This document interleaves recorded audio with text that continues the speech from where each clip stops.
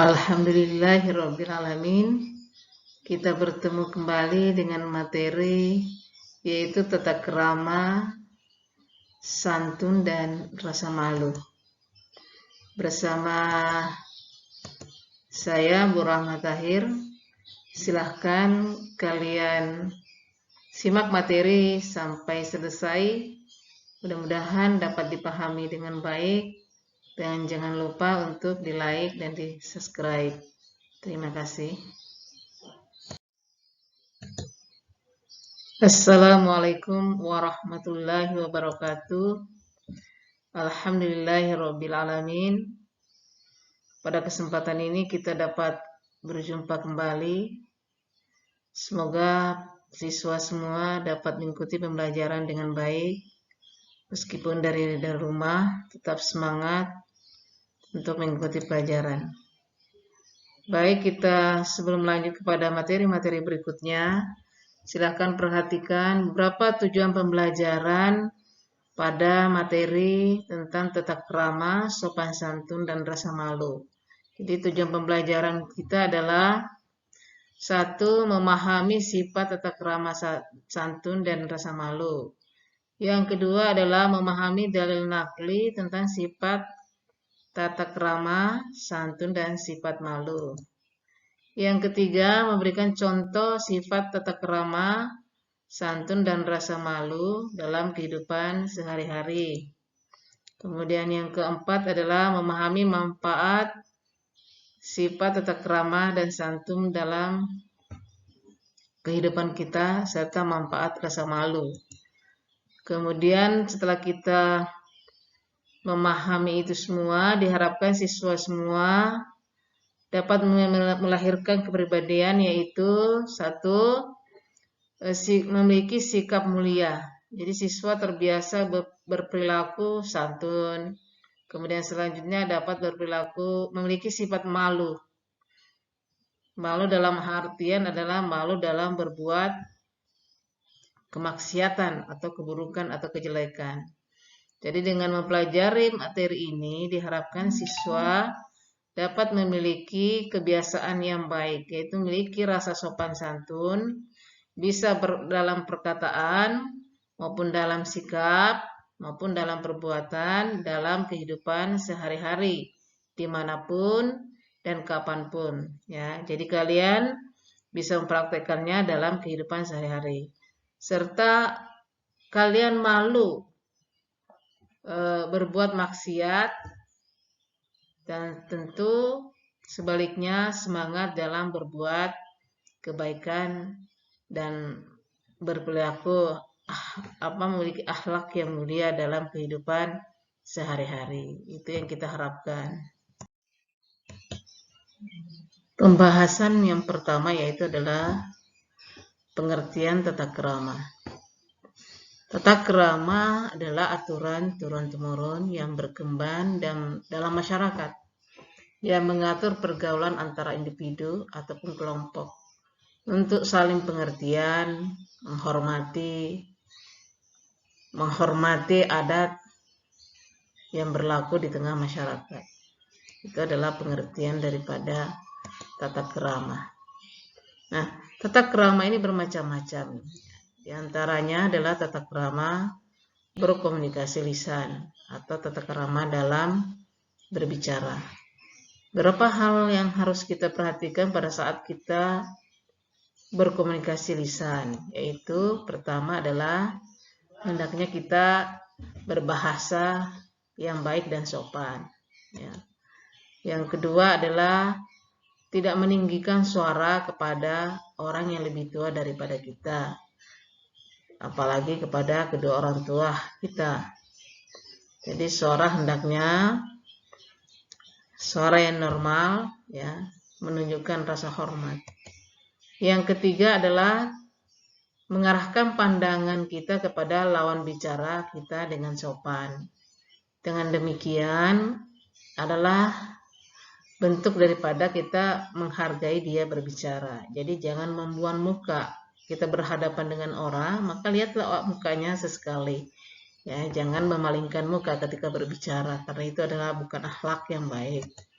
Kemudian selanjutnya, jangan memonopoli pembicaraan. Jadi kita berbicara, kita juga harus mendengarkan pembicaraan lawan bicara kita.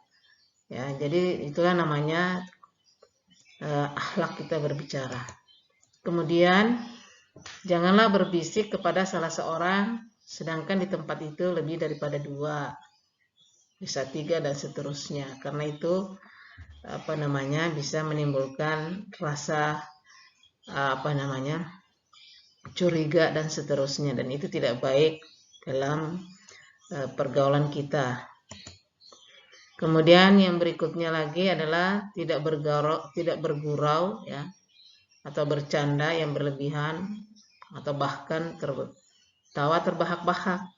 Jadi kita sebagai seorang muslim, apalagi muslimah, hendaknya lah boleh tersenyum yang hanya kelihatan kalau bisa 2 gigi, jadi tidak kelihatan lidah kita.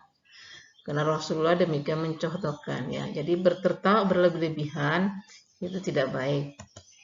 Kemudian selanjutnya, kalau misalnya dalam posisi kita berdiri, janganlah berkacak pinggang, karena itu adalah menunjukkan daripada keangkuhan atau kesombongan ya. Yang selanjutnya, jika kita berkomunikasi lewat media sosial, misalnya HP ya, dan lain sebagainya, itu hendaklah tentu kita sebagai seorang muslim senantiasa memulai dengan mengucapkan salam, yaitu Assalamualaikum warahmatullahi wabarakatuh. Dan ketika kita hendak mengakhiri pembicaraan, marilah kita tutup dengan juga mengucapkan salam, yaitu Waalaikumsalam warahmatullahi wabarakatuh. Karena dengan salam itu terkandung doa kepada orang yang kita ajak berbicara. Yang selanjutnya adalah bagaimana tata krama kita dalam bersikap. Jadi tadi sudah kita menjelaskan tata krama dalam berkomunikasi, sekarang tata krama kita dalam bersikap. Yang pertama adalah sikap kita ini berkaitan dengan postur atau gerakan tubuh kita ya. Jangan silangkan kaki dan tangan ketika kita berbicara pada orang lain. Itu untuk sikap kita ya. Kemudian yang kedua, pada saat kita berbicara, kontak mata dengan lawan bicara kita itu sesekali dan itu singkat saja. Jangan kita berlama-lama, apalagi melototi dia ya. Jadi hanya sesekali kita kontak mata. Kemudian buatlah jarak antara 2 kaki kita. Ya, jadi jarak antara 2 kaki, jadi kita tidak melipat kaki. Dengan membuat 2 jarak itu adalah menunjukkan bahwa kita dalam keadaan nyaman dan percaya diri dengan lawan bicara kita. Ya. Jadi itulah bentuk-bentuk daripada cara bersikap, tidak kaitannya dengan tubuh kita. Kemudian yang selanjutnya adalah posisi bahu. Jadi posisi bahu ini dalam keadaan dibuat santai saja. Jadi agar tidak menunjukkan kita sedang dalam keadaan tegang ya. Jadi posisi bahu itu sangat menentukan sikap kita pada saat berbicara atau menggambarkan kondisi kita ya. Kemudian yang selanjutnya adalah pada saat kita berbicara, sikap kita itu adalah kadang-kadang kita menganggukkan kepala ya, mengangguk secara kecil saja seperti ini ya dengan lawan bicara kita. Ya, itu menunjukkan bahwa kita sedang mendengarkan atau memperhatikan apa yang dia sampaikan kepada kita. Ya. Kemudian yang terakhir adalah pada saat kita berbicara dengan teman, sikap kita dari segi wajah kita ini kita tampakkan muka berseri, ya, tersenyum, atau kita sesekali tertawa tapi pada kondisi yang tepat, ya, tersenyum dalam kondisi yang tepat, di mana memang ada pembicaraan yang membuat kita tertawa, yang seperlunya saja, tidak berlebihan. Yang ketiga adalah tata krama dalam berpakaian. Kita sebagai seorang muslim dalam hal tata krama berpakaian ini telah ditentukan di dalam Al-Quran, sebagaimana Allah Subhanahu wa Ta'ala berfirman dalam Quran surah Al-A'raf ayat 26 yang berbunyi sebagai berikut. Mari kita baca bersama. A'udzubillahi minasyaitonirrajim. Bismillahirrahmanirrahim. Ya bani Adamah, qad anzalna 'alaikum libasan yuwari sawatikum waritha wa libasut taqwa dzalika khair. Dzalika min ayatillahi la'allahum yazakkarun. Shadaqallahul azim. Yang artinya, hai anak Adam, sesungguhnya kami telah menurunkan kepadamu pakaian untuk menutup auratmu dan pakaian indah untuk perhiasan. Dan pakaian takwa itulah yang paling baik. Yang demikian itu adalah sebahagian dari tanda-tanda kekuasaan Allah. Mudah-mudahan mereka selalu ingat. Jadi dalam ayat ini bisa kita memahami bahwasanya dalam hal berpakaian itu prinsipnya adalah kita berpakaian dalam rangka untuk menutup aurat. Jadi pakaian yang memenuhi standar tata krama kesopanan itu adalah merujuk kepada Al-Quran, yaitu menutup aurat. Aurat kita bagi perempuan adalah seluruh tubuh kita kecuali muka dengan telapak tangan. Berpakaian juga kita tidak ketat, ya, kemudian tidak transparan bagi kita perempuan. Kemudian jilbab adalah sampai ke dada kita, karena adalah menutup aurat kita aja. Sedangkan aurat laki-laki adalah hanya dari pusat sampai lutut. Cuma dalam berpakaian kaitannya dengan kesopanan, tidaklah juga sopan kalau dia kesana kemari dengan telanjang dada. Jadi aspek keindahan dan kesopanan juga harus diperhatikan. Ya, jadi standar berpakaian bagi kita Muslim adalah menuruti Al-Quran. Kemudian dikatakan selanjutnya Allah pun menurunkan pakaian yang indah sebagai perhiasan. Ya, berbagai macam jenis pakaian, jenis kain itu diperuntukkan kepada manusia. Oleh karena itu hendaklah kita selalu bersyukur. Dan selanjutnya dijelaskan pula bahwa sesungguhnya pakaian takwa itulah yang paling baik.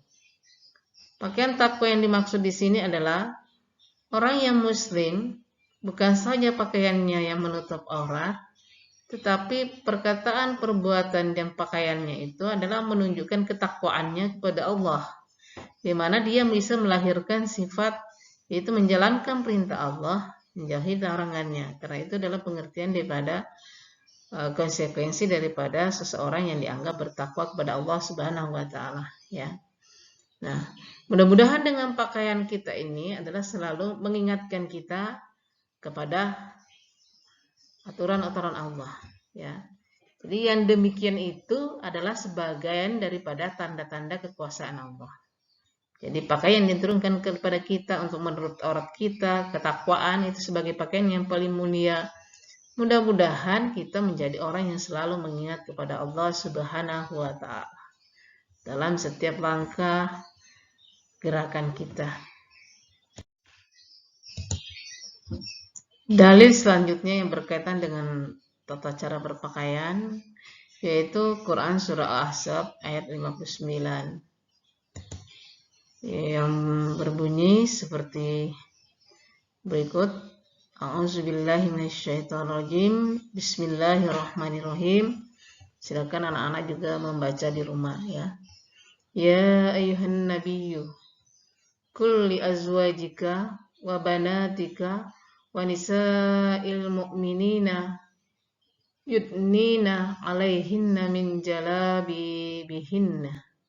Zalika adna ayyurafna fala yu'zain wa kana Allahu ghafurur rahima. Shadaqallahu azim.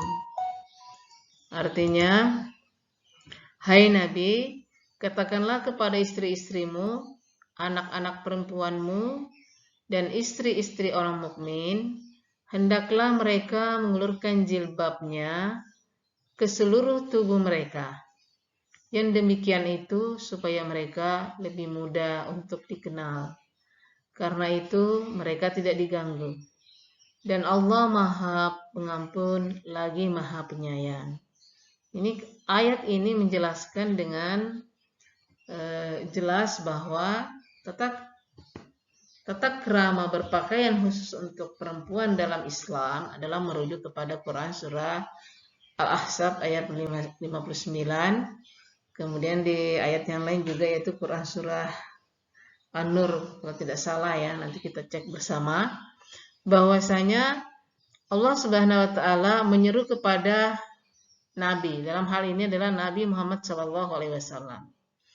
Diperintahkan kepada Rasulullah untuk memerintahkan kepada istrinya, istri-istri Rasulullah, untuk kemudian kepada anak-anaknya dan anak-anak perempuan dan istri-istri orang mukmin. Jadi istri-istri orang mukmin, anak-anak perempuan orang mukmin, yaitu perintahnya adalah hendaklah mereka mengulurkan jilbabnya ke seluruh tubuh mereka. Jadi yang dimaksud jilbab itu adalah hijab yang yang meliputi seluruh tubuh kita, kecuali kalau bagi perempuan kecuali muka dengan telapak tangan. Nah, itulah yang disebut dengan hijab atau berpakaian syar'i. Nah, tujuan kita memakai pakaian syar'i itu adalah dalam rangka untuk kita lebih mudah dikenal. Nah, jadi kalau kita misalnya berjalan di tempat keramaian, kita lihat orang pakai jilbab, pakaiannya panjang, longgar, tidak tipis, maka itu adalah langsung kita bisa kenal bahwa itu adalah orang muslimah, seorang muslimah. Beda halnya kalau dia misalnya muslimah juga, tapi tidak menunjukkan simbol-simbol pakaian muslimah, maka kita juga kebingungan apakah ini muslim atau non-muslim. Jadi dari segi pakaian itu adalah menunjukkan identitas. Dan kita sebagai seorang muslimah harus menunjukkan identitas dari segi pakaian dimanapun kita berada. Tujuan kita berpakaian menutup seluruh aurat kita, hendaknya juga adalah memperhatikan standar-standar berpakaian menurut Islam, yaitu tidak ketat, ya, kemudian tidak tipis, dan hendaknya longgar. Ya, kalau jilbab itu minimal berpakaian itu menutup ini, dadah ini, kemudian sampai dengan menutup ketiak. Itu standar dalam berpakaian. Jadi tidak memakai misalnya hanya bolan saja, kemudian kelihatan lehernya, itu bukanlah jilbab yang yang dimaksud dalam agama. Oleh karena itu, mari kita artinya berusaha berhijab atau berpakaian muslimah sesuai dengan yang dikehendaki oleh syariat. Kemudian selanjutnya, selain kita mudah dikenal, kita tidak diganggu. Nah, jadi dari segi berpakaian saja, insya Allah pakaian yang sopan, ya, pakaian muslimah yang berhijab itu tidak memudahkan seseorang atau tidak mengundang orang lain untuk menggoda, ya, mengganggu kita, karena orang juga akan segan. Jadi sebenarnya justru berpakaian muslimah itu adalah menunjukkan harkat, martabat, dan melindungi kehormatan kita. Nah, demikian halnya sebaliknya jika kita berpakaian misalnya ala kadarnya, artinya itu memancing orang lain untuk paling tidak bersiul lah, mencolek dan lain sebagainya. Jadi memang cara berpakaian ini betul-betul dalam Islam itu adalah bentuk daripada menghormati harkat dan martabat kita. Kemudian Allah menutup ayat ini, dan Allah adalah Maha Pengampun lagi Maha Penyayang. Mudah-mudahan Allah mengampuni jika kita pernah melakukan suatu dosa dari cara berpakaian kita ini. Amin ya rabbal alamin.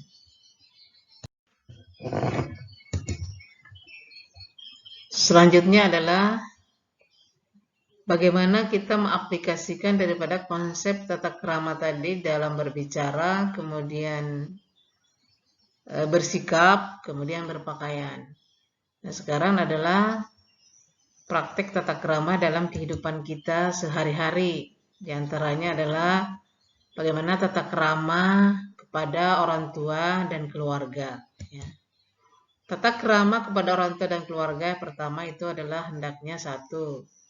Kalau kita sebagai seorang anak hendaknya mentaati perintah orang tua dan tidak melawannya. Ya. Jadi kalau orang tua memberitahu kita, hendaknya kita mendengarkan. Ya, kalau dia menasihati ya diingat, didengarkan, ya, tidak melawannya. Karena biasanya nasihat itu adalah untuk kebaikan kita sendiri. Ya. Yang kedua adalah bersikap dan berbahasa lembut pada orang tua, saudara, dan orang lain yang lebih tua kepada kita. Jadi hendaknya kita berbicara kepada orang tua ya tidak meninggikan suara kita dibandingkan dengan berbicara kepada teman sebaya, ya. Kemudian selanjutnya adalah di rumah maupun di sekolah kalau kita sebagai seorang pelajar, yaitu hendaknya lah kalian itu adalah rajin belajar, ya. Kalau dalam posisi sekarang sebagai seorang pelajar, rajin belajar, dan kalau berada di rumah hendaklah dapat membantu orang tua di rumah. Pekerjaan-pekerjaan rumah yang bisa kalian lakukan, ya lakukan. Jangan semua kalian pasrahkan atau serahkan tanggung jawab itu kepada orang tua atau kepada ibu atau kepada bapak, ya. Kemudian adalah yang berikutnya, saling mengerti, menghargai, menolong saudara yang memerlukan pertolongan. Jadi tidak menutup kemungkinan di antara keluarga kita, saudara kita, ada yang kesusahan dan lain sebagainya yang memerlukan pertolongan kita, maka hendaklah kita senantiasa memberikan pertolongan sesuai dengan kemampuan yang kita miliki. Kemudian yang berikutnya lagi adalah kita sebagai siswa atau sebagai anak, jika kita ada di rumah, ya, hendaklah juga turut menjaga atau memelihara kebersihan rumah, menjaga barang-barang yang ada di rumah, menjaga kebersihannya. Kalian bisa menyapu, ya. Kalian bisa mencuci piring, kalian bisa mencuci pakaian, merapikan barang-barang, bukan malah merusaknya, ya. Itu adalah tata krama kita kepada orang tua. Kemudian selanjutnya adalah tidak menuntut sesuatu di luar daripada kemampuan orang tua. Ya. Mungkin kita menginginkan sesuatu, tapi keinginan kita itu harus juga memperhitungkan daripada kemampuan orang tua. Jangan kita meminta sesuatu di luar daripada kemampuannya, karena itu akan menyusahkan mereka. Yang selanjutnya adalah usahakan selalu terbuka. Kalau mengalami atau misalnya memiliki suatu persoalan atau masalah, ya, terbuka kepada kedua orang tua. Dan senantiasa memelihara kejujuran, ya. Jujur dalam berkata, jujur dalam bersikap. Gitu ya, kejujuran itu penting. Jadi ada jujur di dalam hati, ada jujur dalam berkata, kemudian jujur dalam bersikap. Kemudian janganlah kalian menyembunyikan masalah dari orang tua, karena jika punya masalah kalian sembunyikan itu tidak memberikan solusi yang baik. Tapi hendaklah bicarakan dengan orang tua sehingga bisa dicarikan jalan keluar apa masalahnya dari yang kalian hadapi itu. Kemudian selanjutnya adalah kalau kalian misalnya ingin keluar rumah, ya harus izin. Kemudian harus katakan kemana tujuannya. Kemana tujuannya. Jadi bukan hanya keluar begitu saja tanpa izin, kemudian tidak tahu kemana. Jadi kemana saja. Atau misalnya sudah terbiasa, kita pagi itu misalnya pasti dalam keadaan normal, kalian ke sekolah, itu tetap kalian izin kepada orang tua. Itu adalah bentuk menghargai dia. Kalian salim kepada mereka, pamit kepada mereka, mereka memberikan salam, kalian memberikan salam, dia menjawab salam. kalian itu juga doa mereka kepada kalian. Jadi hendaklah ini dibiasakan. Jangan kalian menyelonong begitu saja tanpa pamit. Itu kurang baik. Nah, yang selanjutnya itu adalah jika misalnya kalian punya pembantu, ya, perlakukanlah pembantu kalian itu dengan baik. Jangan memperlakukan mereka seperti budak, ya, tapi anggap sebagai keluarga. Karena tanpa dia, misalnya dia sudah berjasa besar terhadap keluarga kalian, terhadap kalian dalam membantu tugas-tugas rumah tangga, ya. Nah, yang berikutnya adalah tata krama kepada guru.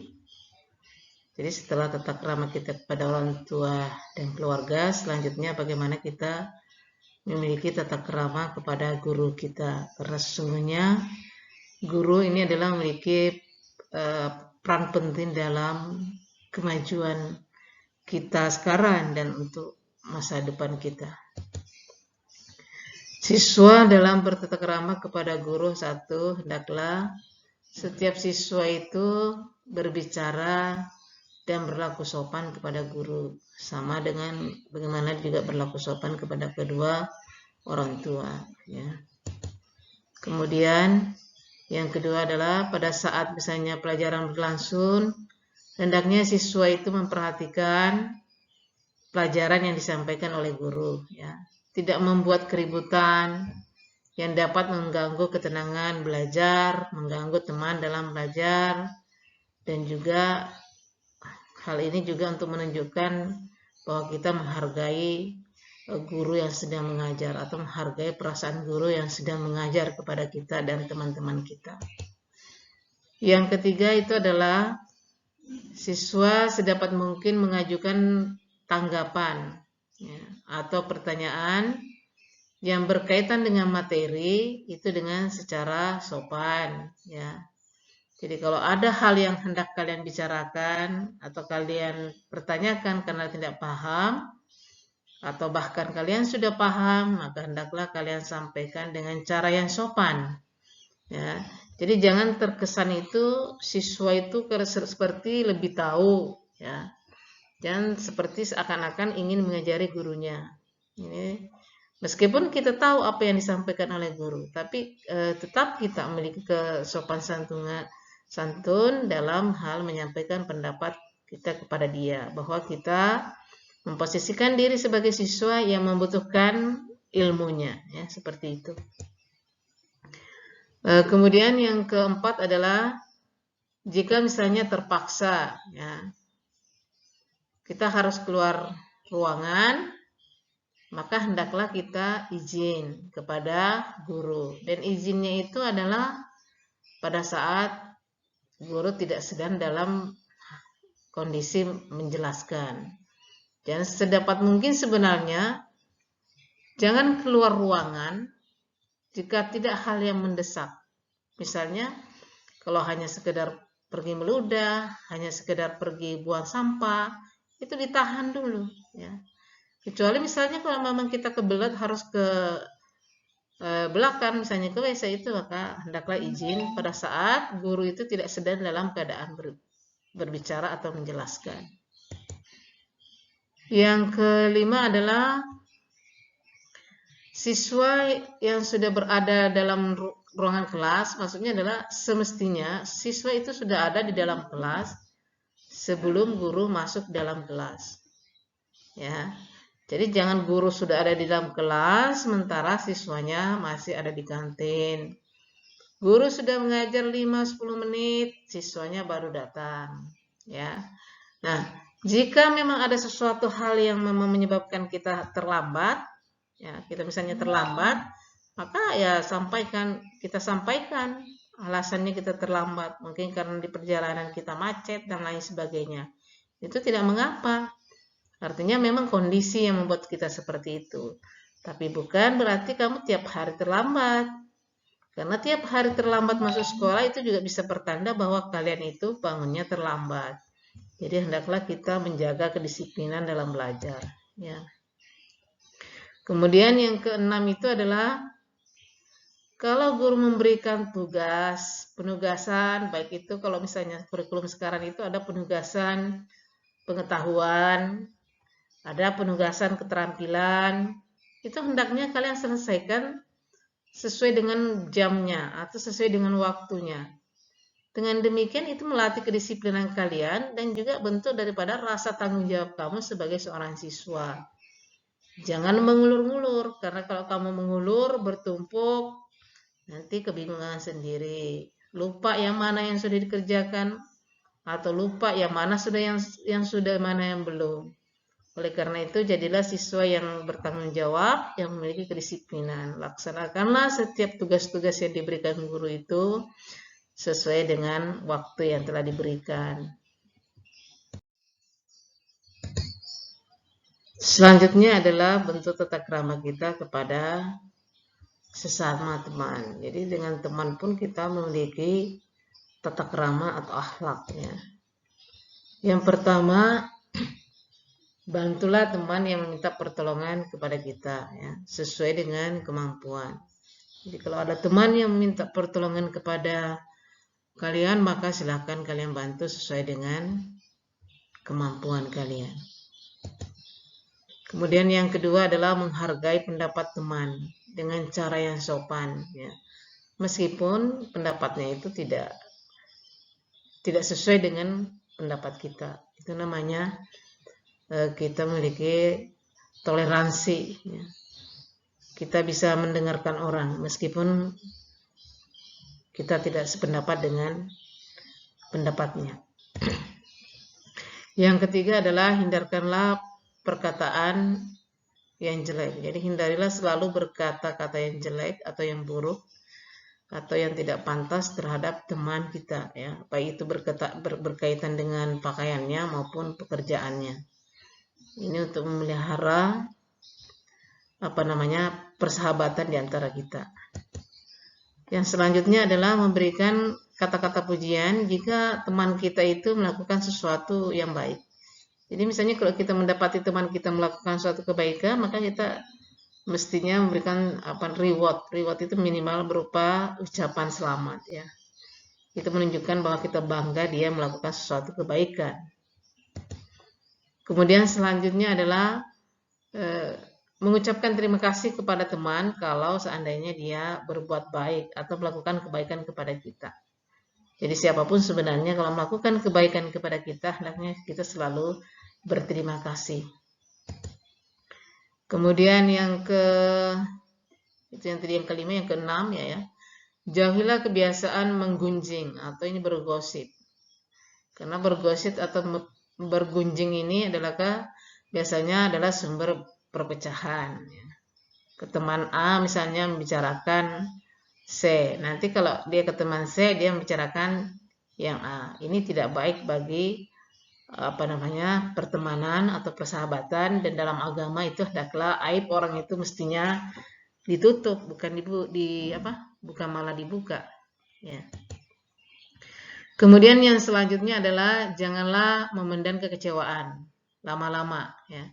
Dalam bersahabat itu kita semua punya kelebihan dan juga punya kekurangan. Suatu saat kita salah kepada dia dan suatu saat dia yang salah kepada kita, maka kita jangan memendam kekecewaan lama-lama, karena memendam kekecewaan yang lama itu lama-lama bisa muncul jadi suatu kemarahan dan bahkan bisa menjadi suatu pertengkaran. Lebih baik misalnya kita mengungkapkan yang sebenarnya, kemudian kita minta maaf, itu lebih baik daripada kita memendamnya. Kemudian selanjutnya adalah curahkanlah perasaan kita secara terbuka dan baik-baik, ya. Jadi kita bisa menyampaikan perasaan kita secara terbuka dengan baik. Dan tentu disampaikan dengan cara yang sopan. Kemudian yang berikutnya adalah ucapkanlah terima kasih, ya. Jika misalnya ada yang memberikan masukan untuk kebaikan kita atau memberikan nasihat untuk kebaikan kita, tentu kita menyampaikan terima kasih. Itu lebih baik buat kita, ya. Yang berikutnya adalah tata krama kita makan bersama. Biasanya di meja makan ataupun duduk bersama, ya. Bagaimana seharusnya kita bersikap? Yang pertama adalah makan bersama ataupun makan sendiri, hendaknya kita membaca doa, minimal memulai dengan bismillah. Kalau mau makan ya baca doa mau makan. Allahumma barik lana fima razaqtana wa qina azabannar. Itu dibaca yang untuk doa makan dan minum. Kemudian yang kedua adalah makanlah dengan tangan yang kanan. Jadi selalu memakai tangan yang kanan. Upayakan, makanya anak-anak dari kecil itu sudah dimulai dari melakukan yang baik itu dengan tangan kanan. Kecuali misalnya bersuci itu dengan tangan kiri. Ya.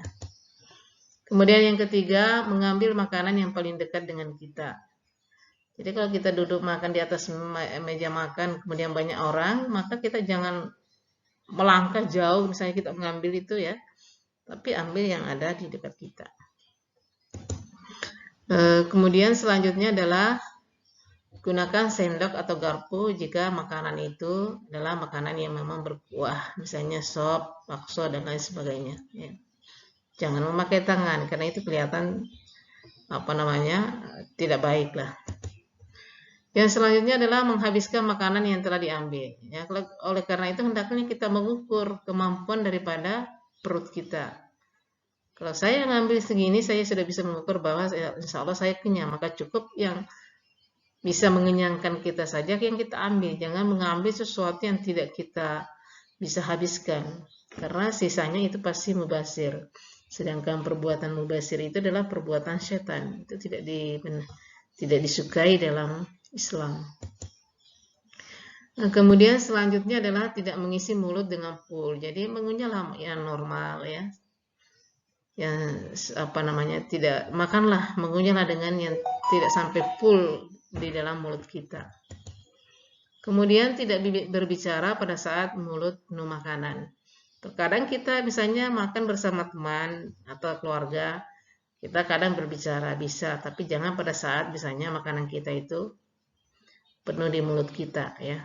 Tapi hendaknya juga menghindari pembicaraan, banyak berbicara pada saat kita sedang makan. Kemudian mengunyahlah makanan secara tenang. Jadi tidak perlu kita makan tergesa-gesa, karena tergesa-gesa itu menunjukkan sepertinya kita rakus dalam makan ya.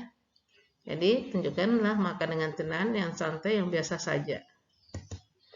Kemudian selanjutnya adalah tempatkanlah mulut di atas piring makanan. Jadi mulut kita ini berada di dalam, misalnya ini Ibu contohkan, misalnya anggap ini piring.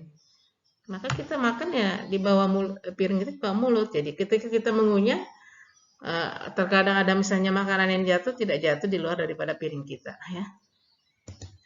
Kemudian selanjutnya kalau mengunyah makanan secara tenang ya, jadi tidak perlu tergesa-gesa. Karena sama seperti tadi ya. Jadi kita dikira rakus lagi makan ya. Kemudian upayakan tidak bercerita hal-hal yang menjijikkan pada saat kita makan, karena kalau bicara hal-hal yang menjijikkan itu bisa menyebabkan orang lain itu mual. Jadi hindari hal yang demikian. Kemudian usahakan tidak batuk, bersin ataupun misalnya mengeluarkan ingus ya. Jadi kecuali memang terpaksa kita melakukan itu, maka hendaklah kita misalnya meninggalkan duduk di itu, kita minggir ke suatu tempat untuk misalnya bersin atau mengeluarkan ingus kalau memang terpaksa ya. Kalau tidak ya tidak perlu. Kemudian usahakanlah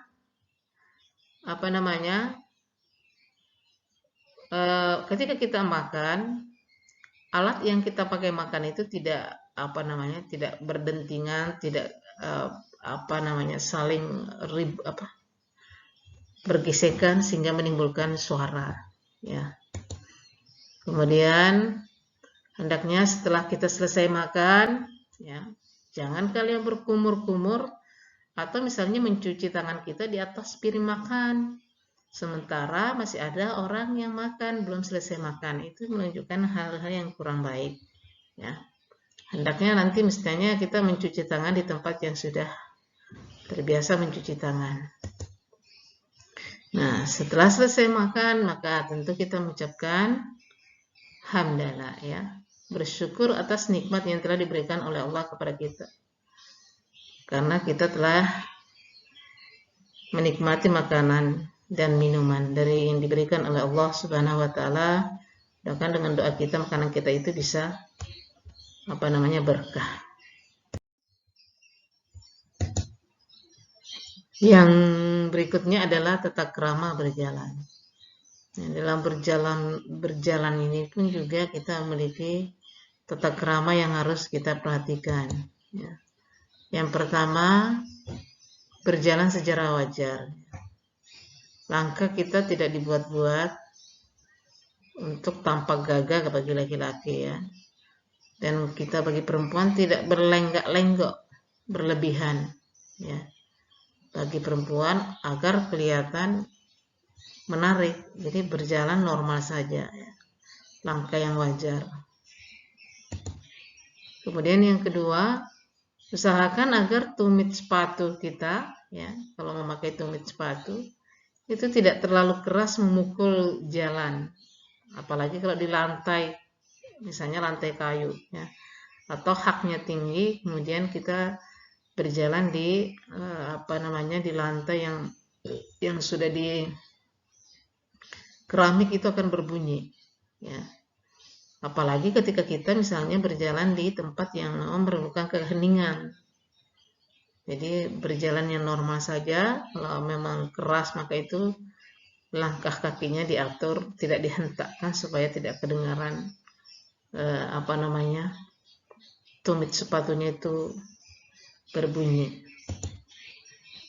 Kemudian yang ketiga itu adalah kalau kita misalnya berjalan di depan orang-orang yang sedang duduk, ya, atau kita berjalan di depan orang yang sedang berdiri, maka hendaknya tidak terlalu dekat. Jadi kita sedikit menjaga menjaga jarak, gitu ya. Ada jarak di antara kita dengan dia. Nah, apalagi kita misalnya sampai menyentuh mereka, kita lewat di depannya, kita menyentuh, mungkin tangan kita, mungkin kaki kita menyentuh, apalagi dengan kaki kita menyentuh mereka. Itu sangat tidak sopan, ya. Nah, kalau memang tempat itu misalnya sempit atau sangat dekat dengan dia, maka hendaknya kita pamit, ya, permisi, minta izin, dan sedikit membungkuk, tidak apa-apa, permisi gini, ya, membungkuk. Itu menunjukkan kesopanan kita, dan itu juga menunjukkan bahwa kita memiliki kepribadian yang orang bisa menilai. Nah, itulah beberapa tata krama yang diajarkan, baik itu yang berkaitan dengan apa yang terjadi tata krama dalam masyarakat. Tentu tata krama semua ini adalah juga sebagaimana yang diajarkan di dalam Islam, ya. Semoga itu bisa dipraktikkan dalam kehidupan kita sehari-hari, ya. Sekian yang dapat Ibu sampaikan pada materi tata krama, santun, dan rasa malu. Bagian pertama, ya. Karena insya Allah materi ini masih ada yang belum kita bahas, yaitu santun dan rasa malu. Akan kita bahas pada bagian kedua di video pembelajaran berikutnya. Mudah-mudahan kalian semua bisa mengikuti dengan baik, dan apa yang Ibu sampaikan dapat bermanfaat, dan mohon maaf jika terdapat kekurangan. Sekian, wassalamualaikum warahmatullahi wabarakatuh.